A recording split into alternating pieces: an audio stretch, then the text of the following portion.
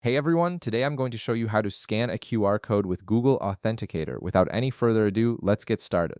First, open your Google Authenticator app and log into your account. This is a quick step that gets you into the main dashboard where you can manage all your two-factor authentication codes. Once you've successfully logged in, the process to scan a QR code is quite straightforward. Direct your attention to the bottom right corner of your screen where you'll see a plus icon. Go ahead and tap on this icon to begin adding a new account to your authenticator. This plus button is your gateway to setting up additional two-factor authentication for any service that supports it. After tapping the plus icon, you'll notice two options appear on your screen. The first option is to enter a setup key manually, and the second is to scan a QR code. For this tutorial, tap on Scan a QR code. This is the faster and more convenient method as it eliminates the need to manually type in long strings of characters and reduces the chance of making errors during setup. Once you tap Scan a QR code, your phone's camera will automatically open and activate. At this point, you'll want to position your phone so that the QR code you need to scan fits within the camera frame. Make sure you have good lighting and hold your phone steady for the best results.